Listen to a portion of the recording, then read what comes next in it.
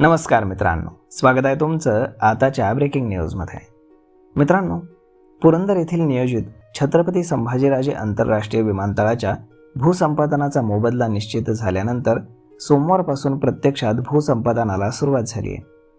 त्यानुसार पहिल्या दिवशी सुमारे 450 एकर जमिनीचे करारनामे करण्यात आले. यामध्ये प्रथम येणाऱ्याला प्रथम प्राधान्य या तत्वावरती भूसंपादनाचं काम सुरू करण्यात आलेलं असल्याचं जिल्हा प्रशासनाकडनं स्पष्ट करण्यात आलं. करारनाम्यानंतर लगेचच मोबदला देण्यात येणार आहे असंही सांगण्यात आलं. विमानतळासाठी पुरंदर तालुक्यातील 7 गावातील 3000 एकर जागा संपादित करण्यात येणार आहे. त्यासाठीची आवश्यक ती सर्व प्रक्रिया यापूर्वीच पूर्ण करण्यात आली आहे. मात्र जागा मालकांना जागेचा द्यायचा मोबदला निश्चित होत नसल्यानं प्रत्यक्षामध्ये भूसंपादनाला सुरुवात झाली नव्हती. मागच्या आठवड्यामध्ये भूसंपादनाचा दर राज्य सरकारकडनं अंतिम करण्यात आला. जिल्हा प्रशासनाकडनं 4 मे पासून मोबदला देऊन जागा ताब्यात घेण्याची प्रक्रिया सुरू करण्यात येणार असल्याचंही सांगण्यात आलं होतं. त्यानुसार आजपासून प्रत्यक्ष भूसंपादनाला सुरुवात देखील झाली. प्रथम येणाऱ्याला प्रथम प्राधान्य या तत्वावरती भूसंपादन करण्यात येणार असल्याचं प्रशासनानं जाहीर केलं.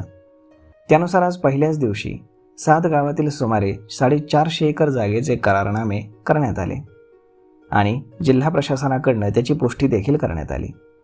लागणाऱ्या भूसंपादनासाठी निधीसाठी 6000 कोटी रुपयांचं कर्ज हुडकोकडनं घेण्यात राज्य सरकारने यापूर्वीच मान्यता दिली आहे. त्यापैकी पहिल्या टप्प्यात 500 कोटी रुपयांचा निधी जिल्हा प्रशासनाला यापूर्वीच प्राप्त झालेला आहे. त्यामुळे प्रत्यक्ष भूसंपादनाच्या कामाला आता सुरुवात झाली आहे. भूसंपादन करताना जागेबरोबरच घरं, झाडं, विहिरी, फळबागा यांचं मूल्यांकन स्वतंत्रपणे करण्यात येणार आहे. पहिल्या टप्प्यामध्ये विमानतळासाठी 3000 एकर जमिनींचं संपादन करण्यात येणार आहे. तर बाधित शेतकऱ्यांनी यापूर्वी जिल्हा प्रशासनाकडे संमतीसाठी संमतीपत्र सादर केलं आहे. भूसंपादनाची प्रक्रिया पारदर्शकपणे पार पाडण्यासाठी जिल्हाधिकारी यांच्यामार्फत थेट बाधित शेतकऱ्यांच्या खात्यात पैसे जमा केले जाणार आहेत.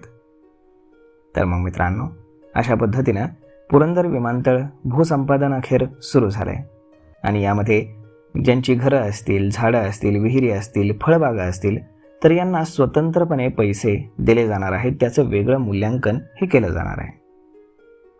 तर मग मित्रांनो, हा व्हिडिओ, ही माहिती तुम्हाला कशी वाटली हे तुम्ही आम्हाला कमेंट करून नक्कीच सांगा. आणि जर हा व्हिडिओ तुम्हाला आवडला असेल तर आपल्या जवळच्या मित्रमंडळींसोबत देखील हा व्हिडिओ तुम्ही शेअर करायला विसरू नका. धन्यवाद.